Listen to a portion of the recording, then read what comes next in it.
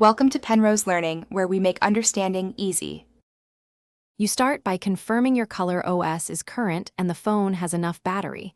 This prevents interruptions. Once ready, open Settings and go directly to Display. If you prefer, use the Settings search and type Edge Lighting. Tap the Edge Lighting entry to open its control panel. You'll see presets and a plus or customize button. That is the first actionable area. Now choose an existing preset to edit or tap Create/Customize to start building your single working edge light profile. You now craft the visual. Pick a style like glow, sweep, or pulse and watch the live preview to judge motion. Then adjust color, width, and duration so the glow fits your taste. Wider width and longer duration increase visibility but use more power. Next, set the edge position, top, bottom, sides, or let it run on all edges.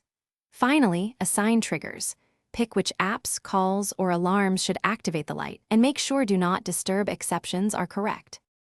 Save your profile and immediately test it using the built-in test button or by sending a notification to a chosen app. If you don't see the effect, first confirm that app notifications are allowed and that battery optimization isn't blocking background alerts. Go to Battery Settings and exclude the app or system lighting service.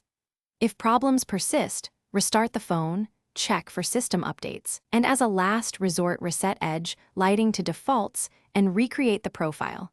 This resolves most misconfigurations. Thanks for watching. If this was helpful, leave a like and consider subscribing. See you next time.